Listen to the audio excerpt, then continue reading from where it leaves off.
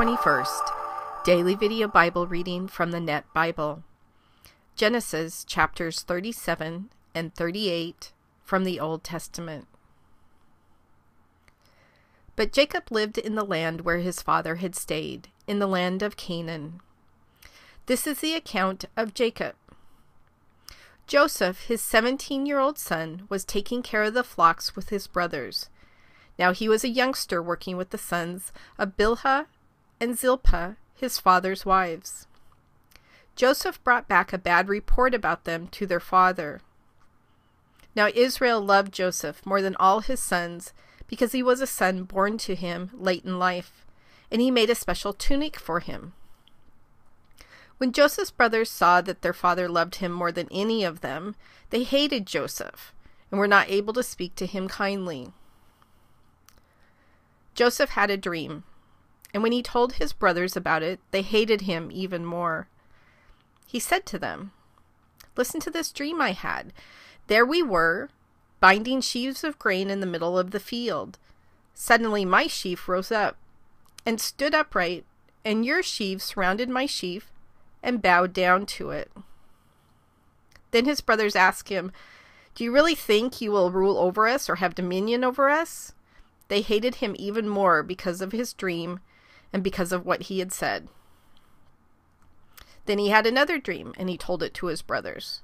"Look," he said, "I had another dream. The sun, the moon, and the 11 stars were bowing down to me." When he told his father and his brothers, his father rebuked him, saying, "What is this dream that you had? Will I, your mother, and your brothers really come down and bow down to you?"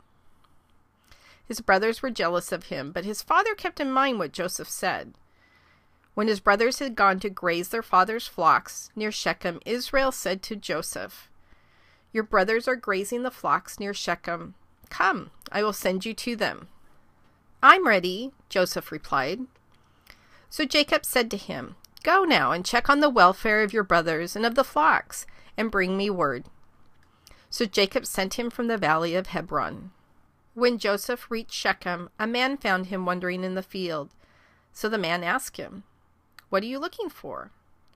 He replied, "I'm looking for my brothers. Please tell me where they are grazing their flocks." The man said, "They left this area, for I heard them say, 'Let's go to Dothan.'" So Joseph went after his brothers and found them at Dothan. Now Joseph's brothers saw him from a distance, and before he reached them, they plotted to kill him. They said to one another, "Here comes this master of dreams. Come now, let's kill him. Throw him into one of the cisterns, and then say that a wild animal ate him. Then we'll see how his dreams turn out." When Reuben heard this, he rescued Joseph from their hands, saying, "Let's not take his life." Reuben continued, "Don't shed blood. Throw him into this cistern that is here in the wilderness, but don't lay a hand on him." Reuben said this so he could rescue Joseph from them and take him back to his father. When Joseph reached his brothers, they stripped him of his tunic, the special tunic that he wore. Then they took him and threw him into the cistern. Now the cistern was empty. There was no water in it. When they sat down to eat their food, they looked up and saw a caravan of Ishmaelites coming from Gilead. Their camels were carrying spices, balm, and myrrh down to Egypt. Then Judah said to his brothers, "What profit is there if we kill our brother and cover up his blood? Come, let's sell him to the Ishmaelites. But let's not lay a hand on him, for after all he is our brother, our own flesh." His brothers agreed.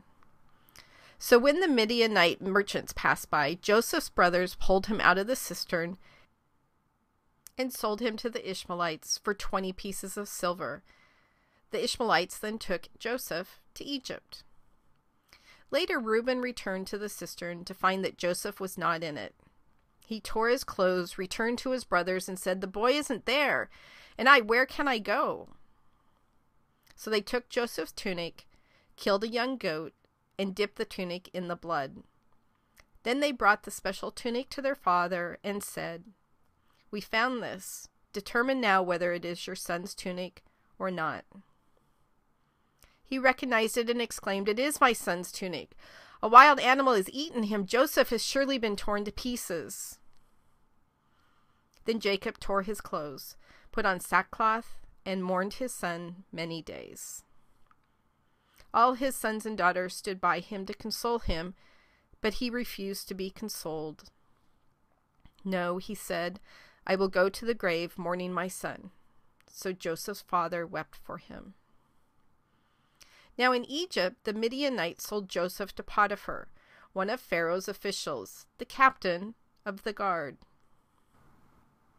At that time, Judah left his brothers and stayed with an Adullamite man named Hira.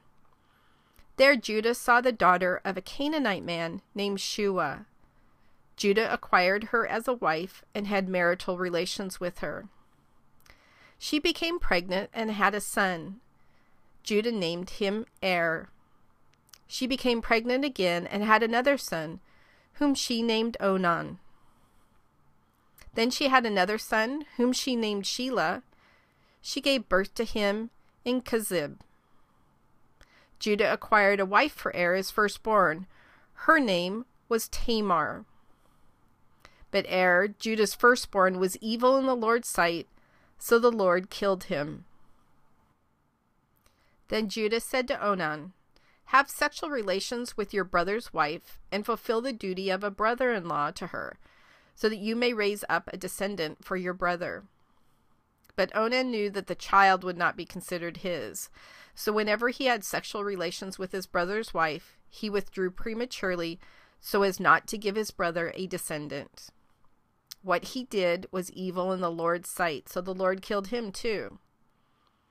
Then Judah said to his daughter-in-law Tamar, "Live as a widow in your father's house until Shelah my son grows up," for he thought, "I don't want him to die like his brothers." So Tamar went and lived in her father's house. After some time, Judah's wife, the daughter of Shua, died. After Judah was consoled, he left for Timnah to visit his sheep shearers along with his friend Hira, the Adullamite. Tamar was told, "Look, your father-in-law is going up to Timnah to shear his sheep." So she removed her widow's clothes and covered herself with a veil. She wrapped herself and sat at the entrance to Enaim, which is on the way to Timnah. She did this because she saw that she had not been given to Shelah as a wife, even though he had now grown up. When Judah saw her, he thought she was a prostitute because she had covered her face. He turned aside to her along the road and said, "Come on, I want to have sex with you." He did not realize it was his daughter-in-law. She asked, "What will you give me in exchange for having sex with you?" He replied, "I'll send you a young goat from the flock." She asked, "Will you give me a pledge until you send it?" He said, "What pledge should I give you?" She replied, "Your seal, your cord, and the staff that's in your hand." So he gave them to her and had sex with her. She became pregnant by him. She left immediately, removed her veil, and put on her widow's clothes. Then Judah had his friend Hira, the Adullamite, take a young goat to get back from the woman the items he had given in pledge. But Hira could not find her. He asked the men who were there, "Where is the cult prostitute who was at Enaim by the road?" But they replied, "There has been no cult prostitute here." So he returned to Judah and said, "I couldn't find her." Moreover, the men of the place said, "There has been no cult prostitute here." Judah said, "Let her keep the things for herself, otherwise we will appear to be dishonest. I did indeed send this young goat, but you couldn't find her." After 3 months, Judah was told, "Your daughter-in-law Tamar has turned to prostitution, and as a result, she has become pregnant." Judah said, "Bring her out and let her be burned." While they were bringing her out, she sent word to her father-in-law, "I am pregnant by the man to whom these belong." Then she said, "Identify the one to whom the seal, cord, and staff belong." Judah recognized them and said, "She is more upright than I am, because I wouldn't give her to Shelah my son." He did not have sexual relations with her again. When it was time for her to give birth, there were twins in her womb. While she was giving birth, one child put out his hand first, and the midwife took a scarlet thread and tied it on his hand, saying, "This one came out first." But then he drew back his hand, and his brother came out before him. She said, "How you have broken out of the womb." So he was named Perez. Afterward, his brother came out, the one who had the scarlet thread on his hand, and he was named Zerah.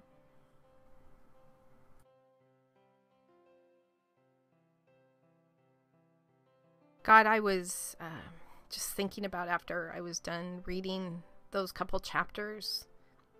I was actually thinking, ooh, all these people out for themselves. Even Reuben kind of sounding like he's trying to be the big brother protector, but really he just wants to get back in the good graces with his father, and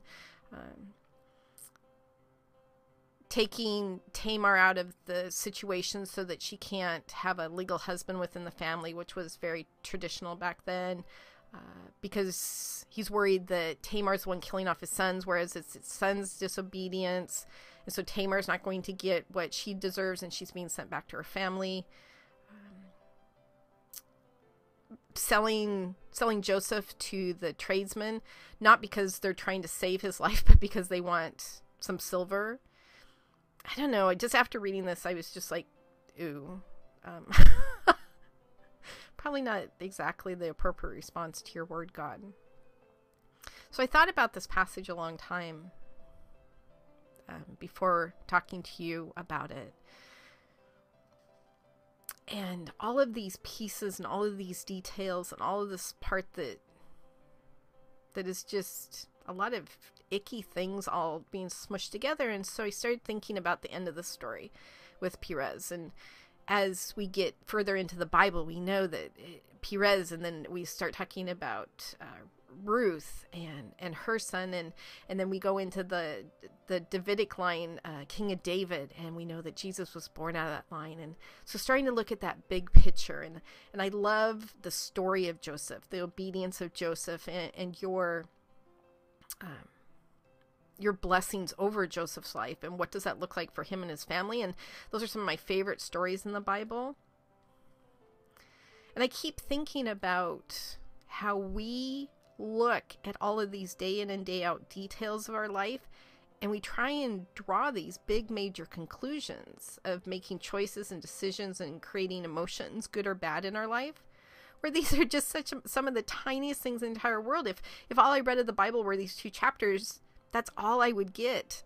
The Bible is kind of the sense of, ooh, but these all set up this amazing story of Joseph, and this amazing line when we eventually have baby Jesus showing up. And it's just incredible to me, this big picture. So I guess the most important thing, at least for me right now, that I got out of this, God, is we can't get caught up in all of those little details. We don't get the big picture. We will never get the big picture. We don't need to get the big picture. All we need to do is trust that you have our best interests at heart. And you promise us that in the Bible, and we can rely on your promises. That you will always make things good for those of us who follow you, who do what you've asked us to do. I think looking at all these details, we can apply it to our lives as bills come in, or friends say the wrong thing at the wrong time, or we go into a job where we're frustrated or not liked or not noticed for our talents. And instead of getting caught up in all of those ooh things in our life, and those things that are frustrating, allow us to see past that, God. Allow us, on the hope that we have in you, to soar above those things and realize that there's a bigger picture here. That our life is not meant to be filled with a bunch of little details that cause turmoil and up and down and frustration. Our whole life was created to love you and glorify you and tell other people about you. So God, I just pray today that as we go through our day, that you make those details that seem to consume us, you just make those less and less, and you make you more and more in our lives. If we can ever get a handle on the fact that you need to be more and more in our lives and everything else needs to be less and less, including ourselves, gosh, what amazing Christians we would be for you. So thank you. Thank you for setting up this amazing story that we're about to hear about Joseph. Thank you for setting up this fascinating story with the scarlet ribbon and Perez in the womb with his brother. Thank you for the amazing Davidic line that eventually led to your son, who saved us from all of these details and from all of our frustrations and from all of our response to these details, which is sin. Thank you, my God, for saving us. In your son's name we pray. Amen.